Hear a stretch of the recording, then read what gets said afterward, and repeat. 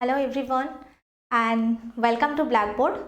আজকে জেনারেলি আমি যেমন তোমাদের প্রমিস করেছিলাম যে একটা ডেমো ক্লাস ইংলিশ লিটারেচারের ওপর আমি প্রোভাইড করব। তো বেসিক্যালি চলো একটু আলোচনা করে নিই ইংলিশ লিটারেচার নিয়ে, যেটা হচ্ছে আমাদের কি আছে WBCS এক্সামিনেশনে, যেটা আমাদের হচ্ছে অপশনাল পেপার, রাইট? তো এবার দেখো ইংলিশ লিটারেচারের মধ্যে আমাদের যেটা পড়তে হয় পেপার 1 অ্যান্ড 2, যেটা আমি তোমাদের ডিসকাস করেছিলাম। তো বেশিরভাগ আমরা পেপার 1 যখন ডিসকাস করছিলাম সেখানে আমরা কি দেখেছিলাম, আমরা দেখেছিলাম প্রচুর পোয়েম আছে, তাই না? প্রচুর পোয়েট্রি আমাদের পড়তে হচ্ছে। তো আমি তখন তোমাদের সিলেবাস ডিসকাশন করাবার সময় আমি তোমাদের বলেছিলাম যে আমি যখন ডেমো ক্লাস তোমাদের প্রোভাইড করব তো সেটা বেসিক্যালি কিসের ওপর হবে, আমি একটা পোয়েমের ওপর তোমাদের সিলেবাস ডিসকাশন করতে গিয়ে বলেছিলাম যে পোয়েমটা নিয়ে আমরা একটা আলোচনা করব। তো আমি একটা পোয়েমই তোমাদের জন্য ডিসাইড করেছি, তো সেই পোয়েমটা আমরা কি করব দেখে নেব, চলো ঠিক আছে। তো এবার যেটা দুটো কথা আমার বলার, একটা হচ্ছে আমি যে বুক লিস্ট তোমরা আমার কাছ থেকে চেয়েছো, নাম্বার 1 আমি ক্লিয়ার করে দিই, বুক লিস্ট আমি তোমাদের PDF প্রোভাইড করে দেবো, ওকে? অ্যান্ড তার সাথে তোমরা কিভাবে লিখবে, কোয়েশ্চেন কেমন আসে আমি তো বলে দিয়েছি, কত নম্বরে কোয়েশ্চেন আসে, সেটা কিভাবে লিখতে হবে, সেই রিলেটেড জিনিসপত্র আমরা অ্যাপে আলোচনা করব। এখানে আলোচ্য বিষয় নয়, এখানে আমি যে পোয়েমটা রেখেছি সেটা আগে তোমাদের কাছে আমি ডিসকাস করতে চাইবো, যেটা খুব মানে স্পেশাল একটা পোয়েম। আমি তোমাদের বলেছিলাম যে জন কিটসের লেখা পড়তে আমার ভীষণ ভালো লাগে, তো জন কিটসের একটা পোয়েম আমরা আজকে কিছুটা অংশ হলো মানে একটা ওভারভিউ আমরা নেব, বিকজ পুরো পোয়েমটা তোমরা সবাই জানো যে সেটা 8টা স্ট্র্যাঞ্জায় লেখা, যেটা একটা ক্লাসে আমার মনে হয় না যে ডিসকাস করাটা পসিবল। তো শুধুমাত্র পোয়েমটা আমি তোমাদের বলেছিলাম যে লাইন বাই লাইন আমরা শুধু কি করব ট্রান্সলেট করে নিলাম, তাহলেই যে আমরা খুব ভালো শিখতে পাচ্ছি তা কিন্তু নয়। আমাদের কি করতে হবে, পড়ার কিছু প্রসিজিয়ার আছে, সেগুলো নিয়ে আমি আজকে আলোচনা করব। অ্যান্ড এই পোয়েমটা লেখার পিছনে যে কি থিম কাজ করছে সেটা নিয়ে আমরা কি করব আজকে ডিসকাস করব, ঠিক আছে? চলো পোয়েমটা আগে জানার জন্য আমাকে কি করতে হবে, প্রথম স্টেপে আমরা কিন্তু ঢুকে পড়েছি, ঠিক আছে? প্রথম স্টেপ আমরা কিন্তু ঢুকে পড়লাম, সেটা হচ্ছে আমাদের হিস্ট্রি অফ ইংলিশ লিটারেচার সম্পর্কে আমাদের কিন্তু একটু জ্ঞান লাগবে, ঠিক আছে? বা একটু আইডিয়া লাগবে। কেন লাগবে? কারণ বুঝতেই পারছো যে শুধুমাত্র আমি পোয়েমটা পড়ে নিলাম তা কিন্তু নয়, আমাকে কি করতে হবে, আমাকে লিখতে হবে। তো লেখা কখন আমার ভালো হবে, যখন আমি কিছু ইম্পর্টেন্ট পয়েন্টস অ্যাড করব। তো কেন আমার হিস্ট্রিটা জানা খুব দরকার ইংলিশ লিটারেচারে, সেখানে আমি কি বলছি তোমাদের ভালো করে ব্যাপারটা বোঝো। আমাদের কি করতে হবে, লিটারেচারের যে এজগুলো পাবো, যে পিরিয়ডগুলো পাবো, ঠিক আছে? তো সেটা কিন্তু আমাদের আইডিয়া একটু ক্লিয়ার রাখতে হবে। আইডিয়া কেন ক্লিয়ার রাখতে হবে? কারণ যদি আমরা এই এজেসগুলো বা এই পিরিয়ডসগুলো সম্পর্কে আমাদের আইডিয়া থাকে, তাহলে আমরা বুঝতে পারবো পোয়েটের নাম শুনে, রাইটারের নাম শুনে আমাদের মাইন্ডসেট হয়ে যাবে যে এটা এই সময়ের লেখা, ঠিক আছে? এটা এই পিরিয়ডের লেখা। তার মানে ওনার লেখার স্টাইলও সেই পিরিয়ডে যেমন ফলো করা হতো সেরকমই ফলো করা হবে, বুঝতে পারলে? বা যদি কোনো কবিতা আমরা দেখি তাহলে আমাদের ধারণা এসে যাবে যে ওর লেখার স্টাইলটা কেমন, সেই লেখার স্টাইলটা কোন এজের কবিতা, সেটা দেখে আমরা ডিসাইড করতে পারবো লেখার স্টাইলটা কেমন হচ্ছে। সেটা কিন্তু আমার আনসারে পয়েন্ট করে আমি লিখলে আমার কিন্তু সেখানে আলাদা আমি কি করতে পারবো, মার্কস গ্যাদার করতে পারবো, ঠিক আছে? তো আমরা জানি অনেকগুলো আমরা পিরিয়ড পাবো বা এজেস পাবো, তার মধ্যে আমাদের ওল্ড ইংলিশ বা অ্যাংলো স্যাকশনস দিয়ে কি হবে, শুরু হবে, তাই জন্য আমি এখানে লিখে রেখেছি। অ্যান্ড এর পরপর আমরা অনেক কিছু কি পাবো, পিরিয়ড পাবো বা অনেক কিছু এজেস পাবো ইংলিশ লিটারেচারে। তো আমি যে কবিতাটা বা যে পোয়েমটা আজকে তোমাদের সাথে ডিসকাস করতে চাইছি সেটা হচ্ছে রোম্যান্টিসিজমের, অর্থাৎ রোম্যান্টিক এজের, ঠিক আছে? যেটাকে রোম্যান্টিসিজমও বলা হয়। অ্যান্ড এই সময় লেখা বলে আমি একটু কি করব, যখনই পড়াবো, আমার পড়ার ধরন এরকমই হবে যে যখনই আমি পড়াবো কোন পিরিয়ডের লেখা সেটা সম্পর্কে, কোন এজের সেটা সম্পর্কে আমি তোমাদের ছোট্ট করে হলেও ওভারভিউ দেওয়ার চেষ্টা করব।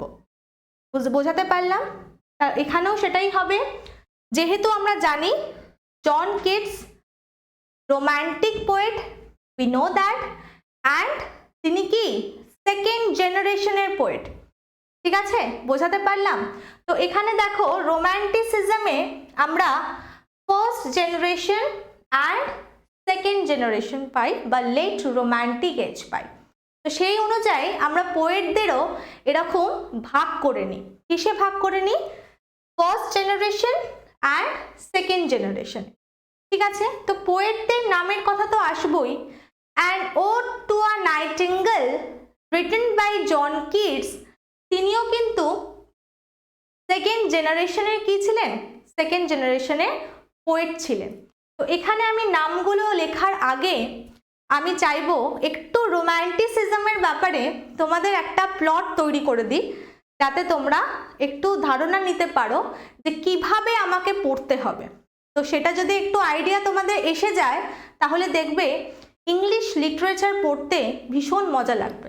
ঠিক আছে, চলো আমরা একটু রোম্যান্টিসিজম নিয়ে আলোচনা করি। ওকে, তো দেখো রোম্যান্টিসিজম বা রোম্যান্টিক এজ বা এই পিরিয়ডের টাইম এক্সপ্যানশন যদি আমরা একটু দেখি, এটা নিয়েও কিন্তু অনেক মতবিরোধ আছে। অনেক লেখকের অনেক নানা জনের নানা মত যেমন বলে, তো সেরকম মতবিরোধ আছে। তবে সব থেকে ইম্পর্টেন্ট যে ওয়ার্কসটা পাই সেটা হচ্ছে আমাদের কি লিরিক্যাল ব্যালেডস। আমি যে পয়েন্টগুলো বলছি সেগুলো একটু তোমরা দেখে নাও।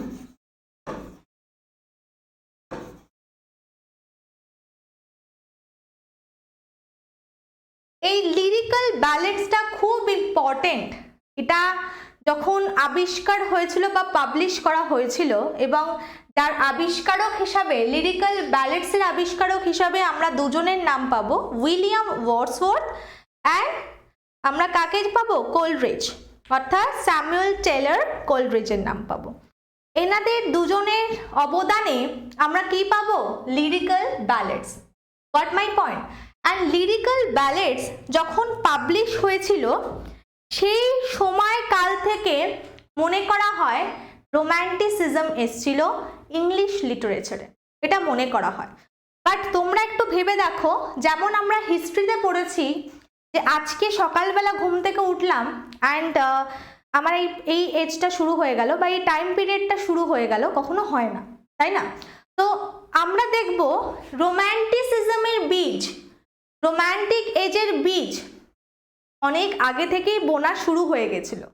বাট যদি অ্যাকচুয়াল ধরা হয় তাহলে আমরা অনেক মানে সবাই এটাতেই বেশি মতবাদ এর মধ্যেই রয়েছে যে লিরিক্যাল ব্যালেডস যখন পাবলিশ হয় তখন থেকে আমরা ধরে নিই যে রোম্যান্টিসিজমের সূচনা হয়েছিল বা রোম্যান্টিক এজের সূচনা হয়েছিল। আশা করি এইটুকু আমি তোমাদের ক্লিয়ার করতে পারলাম। তো 1798 থেকে ধরা হয়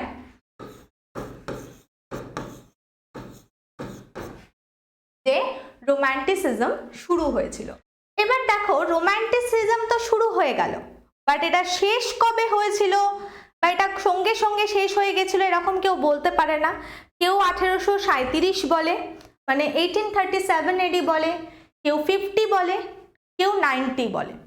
ঠিক আছে, তো এই শেষ নিয়ে আমি কোনো দ্বন্দ্বে আসবো না, বা শুরুটা যখন আমি জানি তখন আমি শুরুটা তোমাদের এখানে কি করলাম?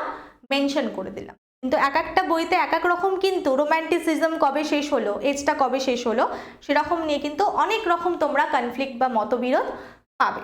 ঠিক আছে, তো আমি সেই টাইম পিরিয়ড সেই এডিগুলো তোমাদের মেনশন করে দিলাম যে কি কি এডি নিয়ে হতে পারে ঝামেলা। তো মোটামুটি আমি এখন যেহেতু ওভারভিউ তোমাদের একটা দেওয়ার চেষ্টা করছি, তো আমি লিরিক্যাল ব্যালেডসটা আমার মনে হলো তোমাদের কাছে ইন্ট্রোডিউস করা খুবই দরকার। এবার দেখো রোম্যান্টিসিজম সূচনা হওয়ার পিছনে অনেক ব্যাকগ্রাউন্ড কাজ করে, প্রচুর ব্যাকগ্রাউন্ড কাজ করে।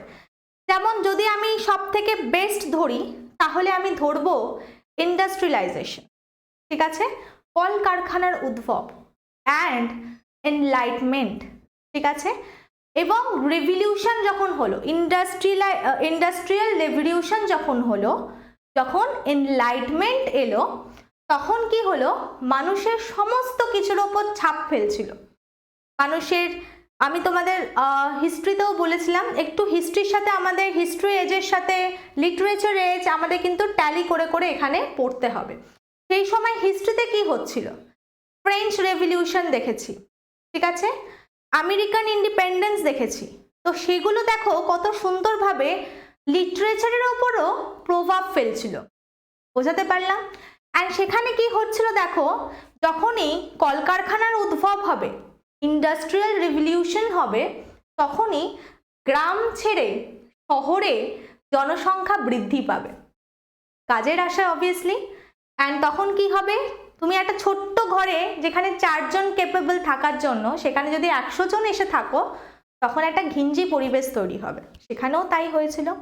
অ্যান্ড সেখানে কি হয়েছিল, রোম্যান্টিসিজম বোঝার আগে তার আগের এজগুলো কিন্তু তোমাকে বুঝতে হবে ভালো করে, তাহলে কিন্তু এই রোম্যান্টিক যে পিরিয়ড বা রোম্যান্টিক যে এজ, তার সাথে কিন্তু তুমি খুব ভালোভাবে, মানে অগাস্টিন এজ যেটা, এজ অফ যেটা সেন্সিবিলিটি বলে, সেগুলো সম্পর্কে যদি একটু ধারণা থাকে, তুমি তার সাথে কিন্তু রোম্যান্টিক এজটা ভালো করে মেলাতে পারবে আমি কি বলতে চাইছি। তো দেখো এইসব রেভলিউশন, স্পেশালি ফ্রেঞ্চ রেভলিউশনও কিন্তু উইলিয়াম ওয়ার্ডসওয়ার্থের লেখায় খুব প্রভাব ফেলেছিল। তিনি কাছ থেকে রেখেছিলেন রেভলিউশন, তার লেখাতেও সেই প্রভাব ফেলেছিল, অ্যান্ড তিনি সেটা সব সাপোর্টও করতেন, বোঝো ব্যাপারটা। অ্যান্ড সেখানে একটা খুব ভালো আওয়াজ উঠেছিল, কি আওয়াজ, অর্থাৎ সবাই ইকুয়াল, সবাইকে ইকুয়াল রাইটস দেওয়া হতো, ঠিক আছে, যেখানে লিবার্টি, ইকুয়ালিটি অ্যান্ড ফ্রেটার্নিটি, এই তিনটে মানে ধারণাকে জোর জার করে মানে ছড়ানো হচ্ছিল, বুঝতে পারলে, মানুষের মধ্যে এই জিনিসগুলো ছড়াচ্ছিল। আর আরেকদিকে দেখো, যেটা আমি তোমাদের কারণ হিসাবে বললাম, সেটা হচ্ছে মানুষ কি হয়ে উঠছিল, পাথর হয়ে উঠছিল, মানুষের মধ্যে কোনো আসে ইমোশন বেঁচে ছিল না, ইমোশনের খুব অভাব দেখা দিচ্ছিল। অ্যান্ড এই যে অস্বস্তিকর পরিবেশ, এই যে ঘিঞ্জি পরিবেশ, এই যে যত স্লাম এরিয়া তৈরি হচ্ছে, বুঝতে পারছো, বস্তি এরিয়া যেগুলো তৈরি হচ্ছে, অ্যান্ড সেখানে কি হচ্ছে, সেখানে এত হচ্ছে চারিদিকে অসুখ চারিদিকে ছড়াচ্ছে, খুব বাজে মানে অস্বাস্থ্যকর পরিবেশ তৈরি হচ্ছে, সেখান থেকে এসকেপের জায়গা কি, তো সেটা কবিরা মানে পোয়েটসরা ডিসাইড করলো কি, যে আমরা এই অস্বস্তিকর চারিদিকের বদ্ধ পরিবেশ থেকে বেরিয়ে আমরা কনসেন্ট্রেশন কিসের ওপর করব, ইমাজিনেশনের ওপর। একমাত্র ইমাজিনেশনেই সেই পাওয়ার আছে যে আমাকে আমার এই স্টেট বা এই অবস্থা থেকে আমাকে বেরিয়ে আসতে সাহায্য করবে।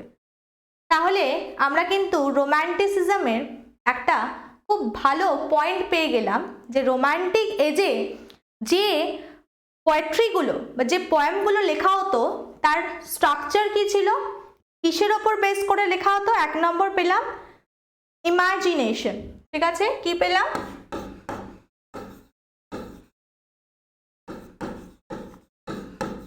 ইমাজিনেশন, ওকে। আর একটা খুব গুরুত্বপূর্ণ জিনিস পাবো, যে চারিদিকে পাথরের পরিবেশ থেকে বেরিয়ে এসে কবিরা নেচারকে ভালোবাসতে শুরু করলেন, এবং রোম্যান্টিক হওয়া মানে এই নয় একটা পুরুষ এবং একটা মহিলার মধ্যে যে রোম্যান্স, সেটা কিন্তু রোম্যান্টিক এজের প্লট নয়, ভালো করে বোঝো। রোম্যান্টিক কিসের ওপর, নেচারের ওপর যে ভালোবাসা, সেই নেচারের ওপর ভালোবাসার ওপর কি করা হয়েছিল, গুরুত্ব দেওয়া হয়েছিল। তার মানে আমার আরেকটা প্লট কি পেলাম, নেচার, বোঝাতে পারলাম, একদম ওভারঅল একটা ভিউ দিচ্ছি, ঠিক আছে, একদম ছোট করে বুঝে নাও, আমরা এগুলো পড়ে এসেছি আমাদের গ্র্যাজুয়েশন লেভেলে, আমি অল্প একটু বিস্তর বলছি যাতে তোমরা একটু ইন্টারেস্ট পাও। তাহলে কি হলো, পেয়ে গেলাম আমরা, তার মানে রোম্যান্টিসিজমের যে জিনিসপত্রগুলোর ওপর জোর দিয়ে পোয়েম লেখা হবে, আমরা দেখলাম সেগুলোকে কি কি হবে, ইমাজিনেশনের ওপর হবে অ্যান্ড নেচারের ওপর হবে। অ্যান্ড বেশিরভাগ আমরা যদি দেখি রোম্যান্টিক এজে আর কি ইউজ করা হতো, আর হচ্ছে মেটাফোর ইউজ করা হতো, ফিগার অফ স্পিচ। তো সেখানে মেটাফোর আমরা খুব ভালো দেখতে পাবো। কি দেখতে পাবো? মেটাফোরের ইউজেস। ওকে, অ্যান্ড কি দেখবো? অ্যান্ড দেখবো গ্রিক মাইথোলজিক্যাল অনেক ওয়ার্ডস পাবো, ঠিক আছে? তো সেগুলো কিন্তু এই লেখার মধ্যে আমরা খুঁজে পাবো। বুঝতে পারলে কি প্লট বললাম? অ্যান্ড সবসময় মাথায় রেখো এগুলোর ওপর ডিপেন্ড করে কিন্তু আমাদের পয়েন্টটা, আমাদের নাম্বারটা ভ্যারি করে, আমাদের লেখাটা কত ইমপ্রুভ করা যায় এটা কিন্তু এর ওপর ভ্যারি করে। বোঝাতে পারলাম? এবার আসি, আমি যে প্রথম দিকে তোমাদের পয়েন্ট বলেছিলাম সেটা হচ্ছে কি বলেছিলাম, যে রোম্যান্টিক যে এজ বা রোম্যান্টিসিজম যে শুরু হলো সেটা একেবারে শুরু হয়ে যায়নি, তাই না? তো এই যে নেচারের ওপর লেখা, ইমাজিনেশনের ওপর পোয়েট্রি লেখা, সেটা নন ফিকশন, ফিকশন হোক, ড্রামা হোক, সেগুলো লেখা কিন্তু কিছুজন পোয়েট আগে থেকেই লিখতে শুরু করে দিয়েছিলেন। কিছু জনের নাম আমরা আগে থেকেই পাবো যারা অলরেডি নেচারের ওপর লেখা, ইমাজিনেশনের ওপর লেখা, পোয়েট্রি হোক, ফিকশন হোক, নন ফিকশন হোক, ড্রামা হোক, এগুলো তো আমরা বেসিক্যালি রোম্যান্টিসিজমে দেখি না জেনারের মধ্যে। তো সেখানে কি হয়, তো আগে থেকে যে পোয়েটরা এর উপর অলরেডি বিবেচনা করে লেখা শুরু করে দিয়েছেন, যার ফলস্বরূপ লিরিক্যাল ব্যালেডস, তাদের নাম আমরা কি রাখি? ফার্স্ট জেনারেশনে রাখি। দুটো জেনারেশনে ভাগ করেছিলাম, যেটা আগের পেজে দেখলাম, ফার্স্ট জেনারেশন আর সেকেন্ড জেনারেশন। ঠিক আছে, বোঝা গেল? তো লিরিক্যাল ব্যালেডস লিরিক্যাল ব্যালেডস জেনারেলি পাবলিশ হওয়ার পর, তারপর থেকে যে পোয়েটরা এই পোয়েট্রি লিখতে শুরু করলেন অ্যাবাউট নেচার অ্যান্ড ইমাজিনেশনের ওপর, তাদেরকে আমরা সেকেন্ড জেনারেশনে রাখতে শুরু করলাম। ঠিক আছে, যার মধ্যে কে পড়ছেন? John Keats. And John Keats, PB Shelley, অনেককে দেখবো। আমি কয়েকটা নাম আমি তোমাদের বলে দিই। তো আমরা এখানে কাকে পেলাম? ফার্স্ট জেনারেশন আমরা কাকে পেলাম?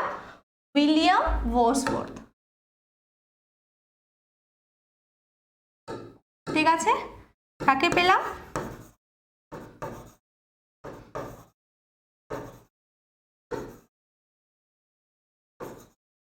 William Wordsworth. ঠিক আছে, উইলিয়াম ওয়ার্ডসওয়ার্থকে পাবো। অ্যান্ড কাকে পাবো? অ্যান্ড আমরা পাবো হচ্ছে স্যামুয়েল টাইলার কলব্রিজ। ওকে,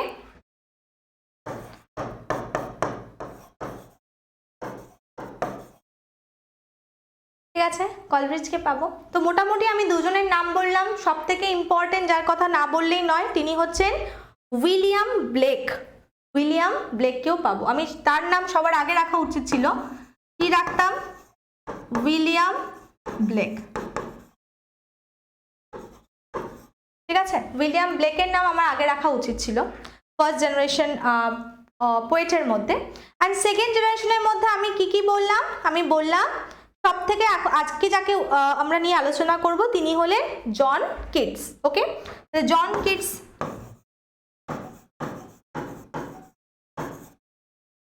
পিবি শেলি, জন অস্টিন, যে নামগুলো আমার মনে পড়লো এই মুহূর্তে আমি তাদের কথা বললাম। তো তাদেরকে আমরা সেকেন্ড জেনারেশনে আন্ডারে ফেলবো। বোঝা গেল? আশা করছি তোমাদের রোম্যান্টিসিজম সম্পর্কে আমি মোটামুটি একটা ওভারভিউ দিতে পারলাম।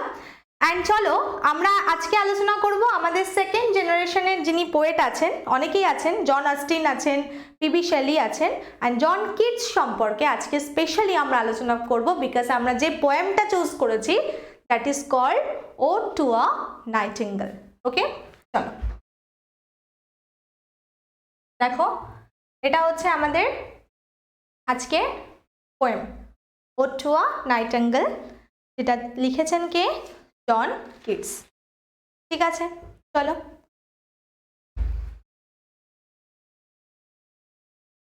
ইনি হচ্ছেন বেসিক্যালি জন কিটস।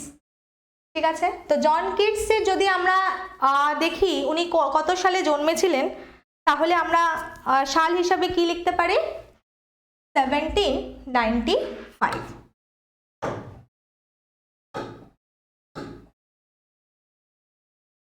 1795-এ তিনি জন্মগ্রহণ করেছিলেন, অর্থাৎ জন্মেছিলেন। ওকে, অ্যান্ড তিনি মারা যান আমরা জানি 1821-এ। বোঝা গেল? তাহলে বুঝতেই পারছি আমরা মাত্র তিনি কত বছর বেঁচে ছিলেন? মাত্র 25 বছর বেঁচে ছিলেন। তো আমরা কেন জন কিটসের ব্যাপারে জানছি? কারণ যার কবিতা আমরা পড়বো তার লেখক মানে তিনি যে কবি তার সম্পর্কে কিন্তু আমাদের আগে জেনে নিতে হবে। বোঝাতে পারলাম? তো সেই জন্য আমি কি করছি, একটু জন কিটস সম্পর্কে আমরা একটু আলোচনা করে নেব। কারণ লেখার সময় আমরা তাহলে কি লিখতে পারবো, যে ওড টু আ নাইটিঙ্গেল লিখেছেন জন কিটস, যিনি একজন রোম্যান্টিক পোয়েট ছিলেন অ্যান্ড কবে সেকেন্ড জেনারেশন রোম্যান্টিক পোয়েট ছিলেন। অ্যান্ড তিনি জন্মেছিলেন 1795 অ্যান্ড তিনি মারা গেছিলেন 1821। অ্যান্ড 1795-এ তোমরা আরও ওটা জেনে নাও, 38 অক্টোবর তিনি জন্মগ্রহণ করেছিলেন। ঠিক আছে, যদি তোমাদের ডেট জিজ্ঞেস করে 38 না 31 হবে, 31 অক্টোবর তিনি জন্মগ্রহণ করেছিলেন। ওকে, 31 অক্টোবর তিনি জন্মগ্রহণ করেছিলেন 1795-এ।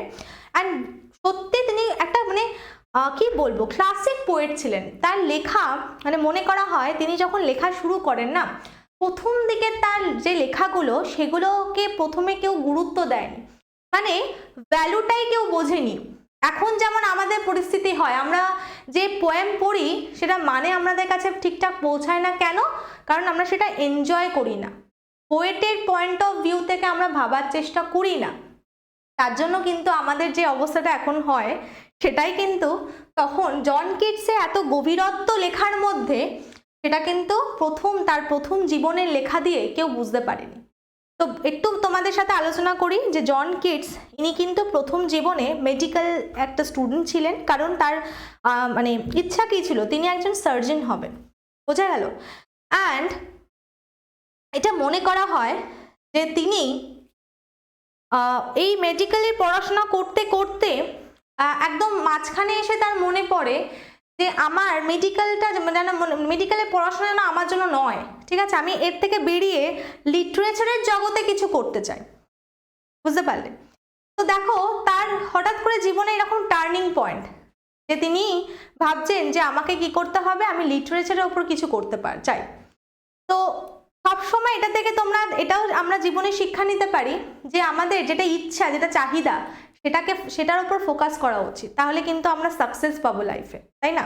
তো সেরকমই জন কিটসের ব্যাপারেও আমরা সেটা বলবো যে তিনি প্রথম জীবনে যে সার্জন হতে চেয়েছিলেন, মেডিকেলে কিছু বছর পড়াশোনা করার পর তার মনে হলো না তিনি কবি হবেন। অ্যান্ড লে হান্ট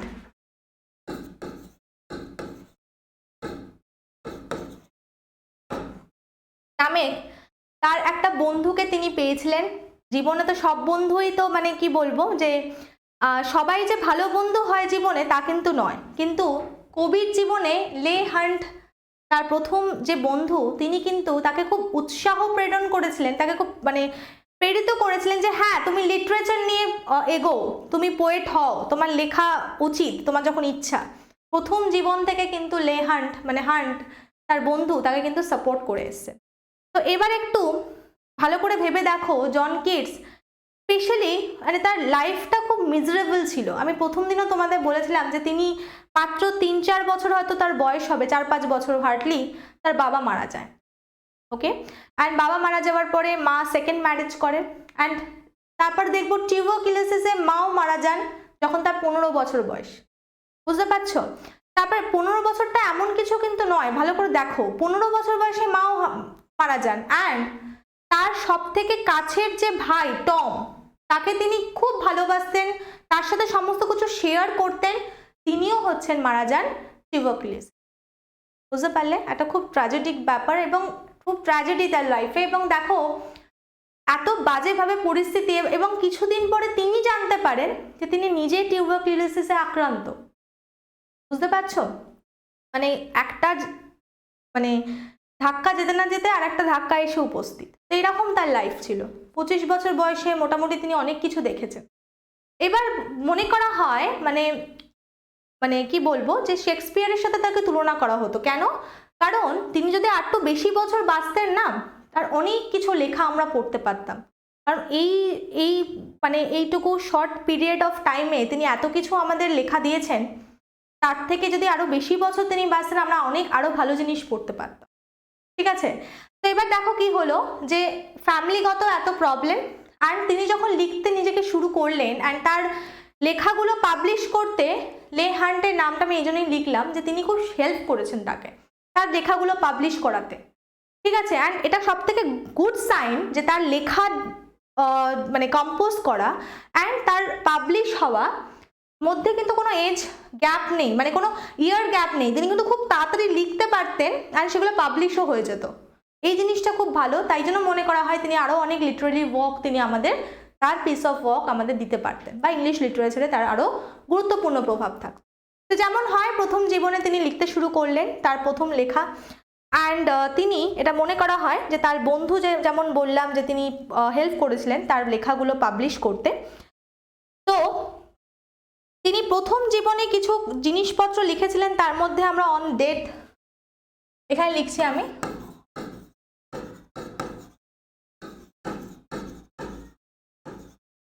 ঠিক আছে, এরকম জিনিসপত্র আমরা পাবো তার লেখায়।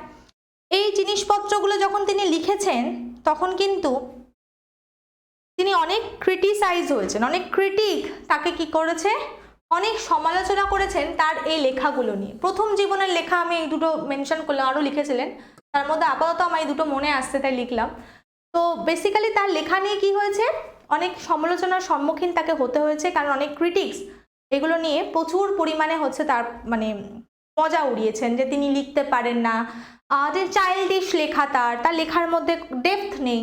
ঠিক আছে, এইগুলো কিন্তু তাকে সহ্য করতো, কারণ ইনি এতটাই মানে কি বলবো সফট হার্টেড ছিলেন যে ক্রিটিক্সরা যে সমালোচনা করতো তার লেখা নিয়ে, যে উল্টোপাল্টা লিখতো, সেটা নিয়ে কিন্তু তিনি খুব আহত হতেন, মানে মনে মনে খুব কষ্ট পেতেন। তো যাই হোক, এটাতে কিন্তু তিনি কি করেননি, তিনি বেসিক্যালি তার কিন্তু লেখাতে কোনো এফেক্ট পড়েনি, তিনি কিন্তু লেখা বন্ধ করেননি।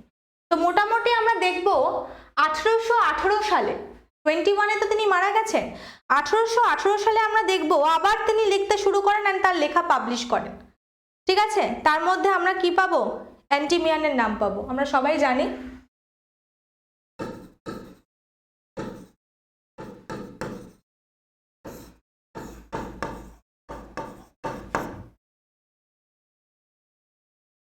ঠিক আছে, এন্টিমিয়ানের নাম পাবো, 1818 সালে পাবলিশ হয়। অ্যান্ড এটা সব থেকে বিখ্যাত line, we know that a thing of beauty is joy for ever. সবসময় আমরা শুনে থাকবো এই লাইনটা যে কোনো জায়গায়, আ থিং অফ বিউটি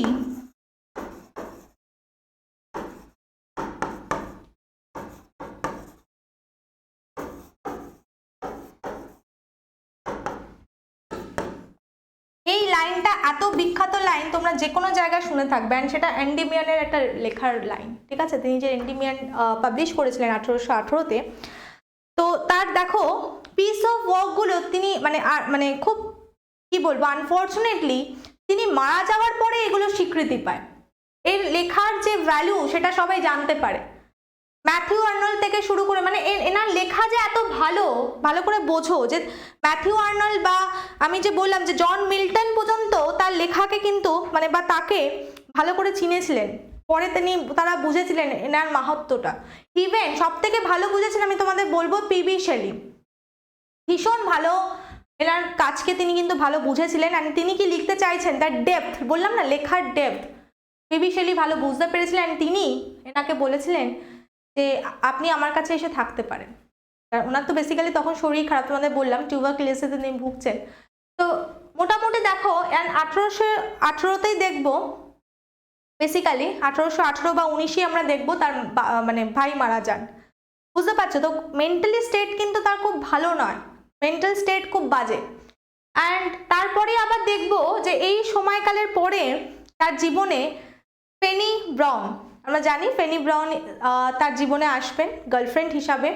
অ্যান্ড তিনি নতুন আবার বাঁচার রসদ পাবেন, নতুন লেখার জন্য এনার্জি পাবেন, তিনি আবার লিখতে শুরু করবেন, আবার ভালো জিনিস ভাবতে শুরু করবেন, যেটার ফলস্বরূপ আমরা বেসিক্যালি বলে থাকি যে জন কিটসের যদি আমরা দেখি তার লিটারারি জীবনে দুটো সাল কিন্তু ভীষণ ইম্পর্টেন্ট, সেটা হচ্ছে 1890 অ্যান্ড 1820, 1890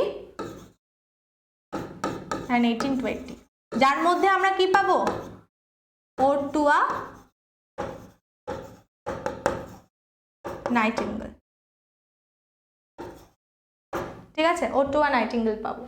এর মধ্যে আরো অনেক কিছু লিখেছেন, তো যেহেতু আমি ওড টু অটাম লিখেছেন, ঠিক আছে, the end of Saint Augustine খুব ইম্পর্টেন্ট, সেন্ট অ্যাগনেস, তো এইগুলো হচ্ছে তিনি কি খুব ইম্পর্টেন্ট লিটারালি ওয়ার্ক যদি বলি 1890-তে specially the end of Saint Agnes, এটা লেখার পরে সবাই কিন্তু তার গুরুত্বটা বুঝতে পারে যে তিনি কতটা গভীরে গিয়ে লেখার হচ্ছে তিনি পোয়েট, ওকে। অ্যান্ড এখানে আমরা 20-তে কি পাবো, ওড টু আ নাইটিঙ্গেল, এইসব লেখাগুলো আমরা পাবো। অ্যান্ড এর মধ্যেই ডক্টর তাকে কি বলবেন সাজেস্ট করে আমরা জানি, আমি প্রথমেই তোমাদের বলেছিলাম ইংল্যান্ডের উইন্টার খুব হার্শ, তিনি নিতে পারবেন না, কারণ তার লাংস খুব মানে বেসিক্যালি দুর্বল, সেই ঠান্ডাটা তিনি সহ্য করতে পারবেন না, তাই তাকে সাজেস্ট করা তিনি যাতে ইটালি চলে যান, ঠিক আছে, অ্যান্ড সেখানে গিয়ে যাতে তিনি থাকেন। তো আনফর্চুনেটলি আমরা দেখব তিনি 21-এ তিনি মারা যান, 1821-এ তিনি মারা যান, ওকে। তো মোটামুটি আমি একটা তোমাদের ওভারভিউ দেওয়ার চেষ্টা করলাম। ইভেন আমার মানে এটা যখন আমি পড়েছিলাম আমার মনে আছে যে যখন জন কিটস মারা যান, তিনি কিন্তু মানে মারা যাবেন আর কি, তিনি জানেন যে আমি বেশি দিন বাঁচবো না, তিনি কিন্তু বলেছিলেন আমি মারা যাবার পরে যে হয় না যে কবর দেওয়া হয়, হ্যাঁ, অ্যান্ড দেখবে কবরের উপরে ইন মেমোরিয়াম লেখা থাকে, বুঝতে পেরেছো, যে তার মেমোরি হিসাবে তুমি তাকে স্মরণ করবে কি করে, তো ইন মেমোরিয়ামে তিনি লিখিয়েছিলেন here lies one whose name was write in waters, এটা তিনি লিখিয়েছিলেন যতদূর আমার মনে হয়, মানে এটা মনে আছে আমার, এটা তিনি নিজে বলেছিলেন যে আমার জানে আমি মরে যাওয়ার পরে ইন মেমোরি মানে আমার মেমোরি হিসাবে যদি কোনো স্মরণীয় কোনো লেখা লিখতে হয় তাহলে কিন্তু এটা যেন আমার কবর যেটা দেওয়া হচ্ছে সেখানে যেন লেখা থাকে। ফার্স্ট পোয়েট তিনি ডিসাইড করেছিলেন আমার কবরে এটা লেখা হবে, বুঝতে পারছো, তাহলে তিনি লিটারেচারকে এতটা ভালোবাসেন, ঠিক আছে। তাহলে মোটামুটি আমি একটা আইডিয়া দিয়ে দিলাম যেটা তোমরা তোমাদের লেখার দিতে পারো, কি পয়েন্ট দিতে পারো সেটা আমি মোটামুটি বলে দিলাম। অ্যান্ড যখন আমি আরও ক্লাসে ডিসকাস করব এই ডিটেলসে আমি আরও বলতে থাকবো। চলো জন কিটস ব্যাপারে একটু জেনে নিলাম আমরা। আমি একদম নর্মাল জিনিস তোমাদের জানিয়েছি, বারবার বলছি, একদম ডেপথে গিয়ে জানিনি, তাই আমার এত টাইম লাগছে বুঝতে পারছি, বাট টাইমটা যেন ফ্রুটফুল হয় তোমাদের কাছে, তোমরা এখন একটা সময় নষ্ট করে দেখছো, এটা যতটাই মানে কাজে লাগে তার জন্য কিন্তু আমি এই জিনিসগুলো রাখার চেষ্টা করেছি, মানে বুঝতে পারবে যে আমার কিন্তু পড়ানোর টেকনিক এরকমই হবে যে আমি টাচ করে যাব সমস্ত কিছুই, যাতে তোমাদের শুধুমাত্র আমি বাংলা বলে দিলাম, বাংলা করে মানে পোয়েম পড়া যায় না, বা কোনো পোয়েট্রি বাংলা দুটো লাইন জেনে নিলাম এভাবে পড়া যায় না, মানে বুঝতে হবে আমাকে, ঠিক আছে। তো সেই মানেটা আমি বুঝিয়ে দেবো। অ্যান্ড সেটা সব থেকে ইম্পর্টেন্ট হচ্ছে যদি কোনো আমাকে পোয়েট্রি ভালো করে বুঝতে হয়, আমাদের কাছে যদি আমরা টেস্টটা পেতে চাই, পোয়েটিক মুডটাকে আমাকে কি করতে হবে, এনজয় করতে হবে। আর এনজয় করতে গেলে আমাকে কি করতে হবে, পোয়েমটা আমাকে রিডিং পড়তে হবে, বুঝতে পারলে। পোয়েমটা যতবার রিডিং পড়বে ততবার কি হবে, ততবার তোমার মনের মধ্যে তুমি একটা ধারণা পাবে কি নিয়ে কবি বলতে চেয়েছেন, তার ভাবনাটা কি, সেটা আমাদের কাছে কি হবে, ক্লিয়ার হবে, বুঝতে পেরেছো। তো আমি কি করেছি দেখো, ওড টু আ নাইটিঙ্গেল থেকে ফার্স্ট যে প্যারাটা রয়েছে সেটা আমি এখানে রাখার চেষ্টা করেছি। অ্যান্ড ভালো করে বলে দিই যে পুরো কবিতাটা তো আমার পক্ষে তোমাদের পড়ে শোনানো সম্ভব নয়, বিকজ আমি রিসাইটেশন কোনোদিন করিনি। অ্যান্ড শুনতে খুব ভালো লাগে, যে কোনো কবিতা তুমি যখন শুনবে তোমার খুব ভালো লাগবে। তো তোমরা কিন্তু বাড়িতে বারবার রিডিং পড়ো, আমি একটা স্ট্র্যাঞ্জা তোমাদের জন্য বুঝিয়ে দিচ্ছি, এরকম টোটাল 8টা স্ট্র্যাঞ্জা আমরা পাবো, ওকে। তো ফার্স্ট স্ট্র্যাঞ্জা দেখো কি আছে, মাই হার্ট এক্স, ঠিক আছে, my heart x and drowsy numbness pains my sense as though of hemlock I had drunk or emptied some dull opiate to the drains 1 minute past and Lethe wars at. 'Tis not true envy of thy happy lot, but being too happy in thy happiness, that thou, light winged dread of the trees, in some melodious plot of beach and green and shadows numberness, fingers of the summer in full throated ease. Okay, তো basically আমরা দেখব বেশি use করা হয়েছে ইয়াম্বিক বা iambic pentameter. ওকে, তোমাদের আমরা কিছু মিটারের সম্পর্কে তোমাদের আইডিয়া দিয়েছিলাম। তো মোটামুটি তোমরা কিন্তু এইভাবে কি করো, পোয়েমটাকে বারবার পড়ো। আমার বক্তব্য এটাই, জাস্ট দেখো আমি আমার মতো করে পড়লাম, তোমরা তোমাদের মতো করে বারবার জিনিসটা রিডিং দিও, তাহলে তোমাদের কাছে জিনিসটা আরও ক্লিয়ার হবে যে পোয়েট আমার কাছে কি বোঝাতে চেয়েছে এটার মাধ্যমে, সেটা তোমাদের কাছে কি হবে, আরও ক্লিয়ার হবে। তো পোয়েম মোটামুটি পড়ে নিলে 2-3 বার।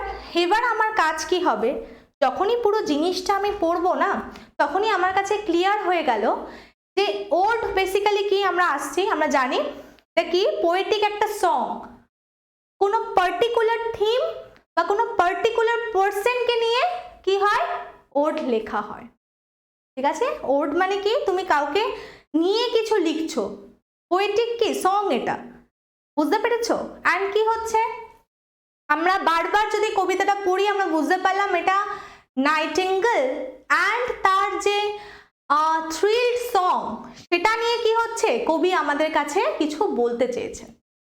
বোঝাতে পারলাম? এবার দেখো, আমি প্রথমেও তোমাদের বলেছিলাম অ্যান্ড এখনও বলছি, WBCS এ তোমাদের কাছে এই পোয়েম অ্যাড করার পিছনে কিন্তু কারণ প্রচুর রয়েছে। কি কারণ রয়েছে আমি বারবার বলছি, কারণ হচ্ছে তোমাদের কাছে জানার চেষ্টা যে তোমার এবিলিটি কি আছে, ইউর এবিলিটি টু রাইট, তোমার সেই অ্যাবিলিটিটা আছে কিনা, লেখার অ্যাবিলিটি আছে কিনা, তুমি যেটা চিন্তা করছো সেটা তুমি খাতায় লিখতে পারছো কিনা, সেই জিনিসগুলো কিন্তু পোয়েমের মাধ্যমে আমাদের কাছে কিন্তু চেক করে। দেখো আমরা কতটা মনে রাখতে পারি অ্যান্ড সেটা কিভাবে লিখতে পারবো, মুখস্থ বিদ্যা যদি চেক করতে হয় তার জন্য প্রচুর সাবজেক্ট আছে compulsory, but specially literature basically হচ্ছে পোয়েম। পোয়েম পড়া মানে এই নয় যে তুমি একটা নর্মাল প্যাসেজের মতো কিন্তু নয়, ভালো করে বোঝো ব্যাপারটা। নর্মাল প্যাসেজ পড়লাম, সেখান থেকে আমি আনসার লিখে দিলাম, খুব ইজি ব্যাপারটা। পোয়েম পড়ে তোমাকে কবিতা তুমি যত এনজয় করবে না, যত পোয়েম এনজয় করবে, পোয়েট কি তোমাকে বোঝাতে চেয়েছে তার স্রোতের সাথে তুমি কিন্তু ভেসে যেতে পারবে। এটা সব থেকে ইম্পর্টেন্ট জিনিস। আর তার জন্য আমাকে কী করতে হবে, রিডিং মাস্ট। অ্যান্ড পোয়েম যদি আমি রিডিং ভালো করে পড়তে পারি, আমার কাছে অনেক কিছু জিনিস কি হবে, ক্লিয়ার হবে। আমার তো লেখার হ্যাবিট তো বাড়বেই, আমার প্রনাউন্সিয়েশন বাড়বে, বুঝতে পেরেছো? আমার কাছে কত কিছু জিনিস দেখো একসাথে আমি সমস্ত কিছু লিখতে পারছি, এবং আমার চিন্তা শক্তি বাড়বে, ইমাজিনেশন পাওয়ার বাড়বে, যে হ্যাঁ এটা মাধ্যমে এটা ইমাজিন করছে পোয়েট, অ্যান্ড সেটা আমি বুঝতে পারছি। তার মানে কি আমার ইমাজিনেশন পাওয়ার বাড়ছে, বুঝতে পেরেছো? অ্যান্ড যেটা আমি চিন্তা করছি সেটা আমি প্রেজেন্ট করতে পারছি কিনা খাতায়, বুঝতে পেরেছো? অ্যান্ড এখানে গ্রামারও রিলেটেড। গ্রামারও কী করে রিলেটেড আমি তোমাকে বলতে চাইবো যে আমরা যখন পড়েছি এটা খুব ভালো একটা পয়েন্ট মেনশন করা, অ্যান্ড তোমরাও এটা শুনে নাও, তোমাদের সাথেও শেয়ার করতে চাইবো। ওড টু আ নাইটিঙ্গেল ম্যানুস্ক্রিপ্টে যখন লেখা ছিল, ম্যানুস্ক্রিপ্টে কী ছিল, ওড টু দ্য নাইটিঙ্গেল, বুঝতে পেরেছো? এটা পরে করা হয় কি, ওড টু আ নাইটিঙ্গেল। কেন? উই নো দ্যাট এ কি, এ রিফার্স টু, আমরা জানি এখানে আর একটা আর্টিকেল রিলেট করতে পারবে, এ ইকুয়ালস টু এনি পড়েছি আমরা, অ্যান্ড দা ইকুয়ালস টু কি আমরা কি জানি, ডেফিনিট, তাই তো? ডেফিনিট করে আমি যাকে বলবো সেটা আমি দা দিয়ে রিপ্রেজেন্ট করি, অ্যান্ড এ দিয়ে আমরা কি জানি, এনি, যে কোনো বোঝানো হয়।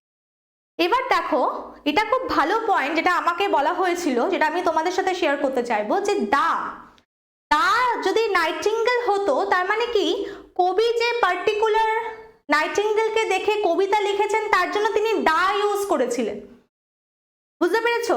বাট যখনই কবি সেই পিস অফ ওয়ার্ক লিটারেচারে যোগ হয়ে যাচ্ছে, লিটারেচার কিন্তু ইউনিভার্সাল, ব্যাপারটাকে ইউনিভার্সাল করে, ব্যাপারটাকে সংক্ষিপ্ত করে রাখে না, সবার মধ্যে ছড়িয়ে দেয়, যাতে তোমরা সবাই ওই কবির সাথে এবং কবিতার সাথে তোমরা মিল খেতে পারো, তার সাথে তুমি সমানভাবে ভাবতে পারো, তোমার ভাবনা চিন্তা শক্তি যাতে উদ্ভূত হয়। লিটারেচার কি করে, ইউনিভার্সালাইজ করে জিনিসটা। অ্যান্ড ফর ইউনিভার্সালাইজ মানে কি, তুমি যখন নাইটিঙ্গেল কবিতাটা পড়বে তখন, এখন নাইটিঙ্গেলের অস্তিত্ব রয়েছে, হয়তো কবি যেটা দেখে লিখেছেন যে নাইটিঙ্গেলটাকে, বা যার গান শুনে তিনি লিখেছেন কবিতাটা, তখন সেই নাইটিঙ্গেল কিন্তু আর বেঁচে নেই।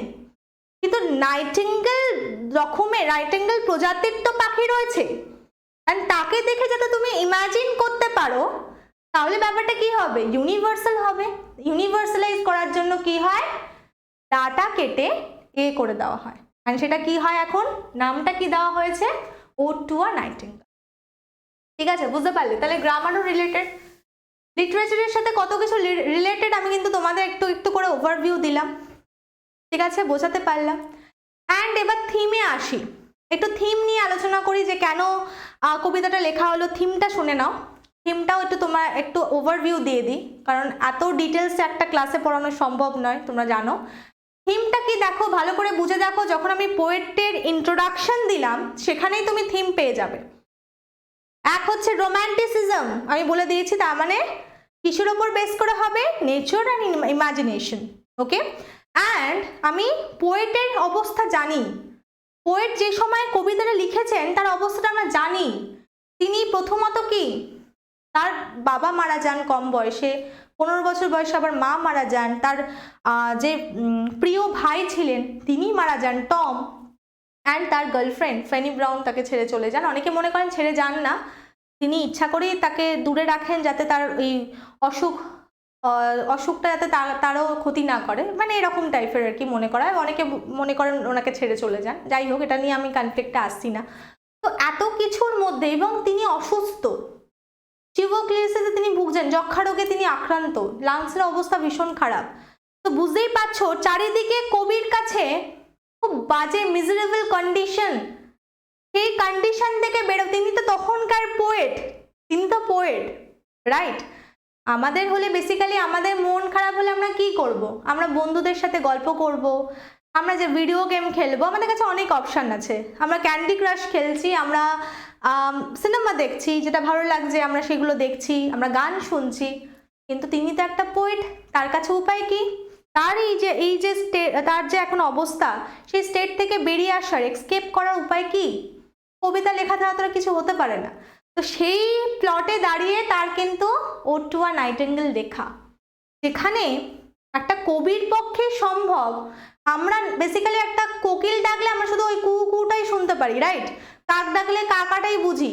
আমরা কি বুঝতে যাই যে এই যে কোকিলটা ডাকছে বা এই কাকটা যে ডাকছে, সে কোন স্টেট অফ মানে মাইন্ডে, তার মানে সে কোন স্টেটে রয়েছে? সে কি দুঃখ পেয়েছে, সে কি আনন্দে রয়েছে? এত কিছু আমাদের ভাবার সময় নেই, কারণ আমরা কবি নই। বুঝতে পেরেছ? কবি একটা মানে কি বলবো, জীবন্ত চোখের মতো। আমাদের যে চোখ, জীবন্ত চোখের মতো। সূর্যের থেকে বেশি ক্যাপেবল সে জিনিস দেখার জন্য, গভীরত্ব মাপার জন্য। সূর্য তো একটা বস্তু, তার কাছে প্রচুর আলো আছে দেখার জন্য, বাট সে ভাবতে পারবে না। সূর্য না যা দেখতে পাবে, কবির চোখ যত জীবন্ত, সে যত জিনিসটা গভীরভাবে দেখতে পাবে।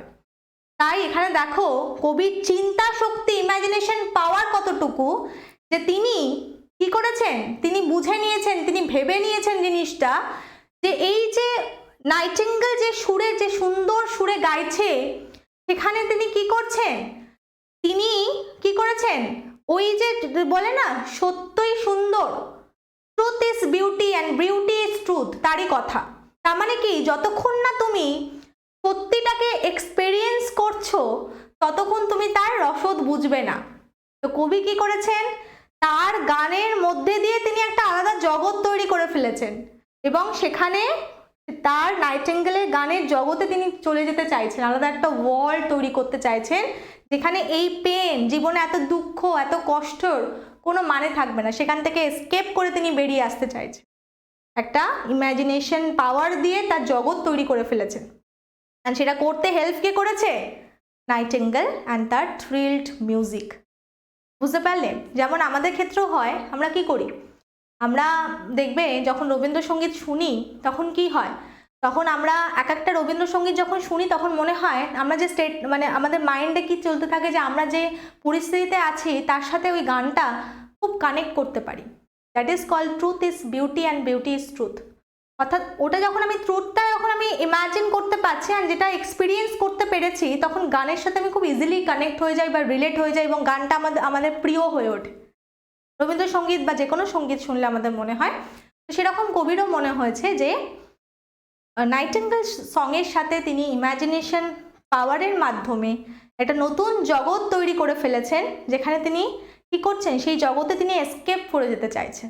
এই জগৎ তার ভালো লাগছে না, আর সেটা তো তিনি মানে একদম চলে যেতে পারবেন না। এটা একমাত্র পসিবল ইমাজিনেশন পাওয়ারের মাধ্যমে, যেটা কবি এখানে কবিতার মাধ্যমে আমাদের বোঝাতে চেয়েছেন। অ্যান্ড বোঝাবার জন্য কি কি ওয়ার্ড কবিতায় ইউজ করা হয়েছে সেখানে দেখব বেশিরভাগ গ্রিক মাইথোলজিক্যাল ওয়ার্ডস আছে, কিছু মেটাফোর ইউজ করেছেন। সেগুলো আমরা যখন কবিতা আরও ডিটেলসে আমরা যখন অ্যাপে আলোচনা করব, তখন প্রত্যেকটা প্যারাগ্রাফ আমি তুলে তুলে তোমাদের কাছে এগুলো আলোচনা করতে চাইবো। ঠিক আছে, তো আশা করি তোমরা মোটামুটি থিমটা বুঝতে পারলে কবিতার, অ্যান্ড আমার পড়ানোর ধরনটা তোমরা বুঝতে পারলে যে এইভাবে আমরা প্রত্যেকটা টপিক ডিসকাস করে পড়বো। অ্যান্ড এজেসগুলো কেন ইম্পর্টেন্ট, হিস্ট্রি জানা কেন important of English literature, and তার সাথে ট্যালি করে history and history of literature দুটো আমরা কি করব, মিশ্রণ করে যদি একটু পড়ি বা আমাদের গ্র্যাজুয়েশনের যে বইপত্র আছে সেগুলো যদি একটু নেড়েচেড়ে দেখি, মোটামুটি আমাদের লেখা কিন্তু ভালোই হবে। ঠিক আছে, অ্যান্ড সিলেক্টিভ ওয়েতে আমরা পড়াশোনা করব, যেগুলো আমরা প্রচুর যেহেতু আমরা অপশান পাবো, তো আমরা বেছে নেব যে এই পোয়েম বা এই নভেলস আমরা পড়বো, অ্যান্ড সেই অনুযায়ী আমরা কি করব, প্র্যাকটিস করব।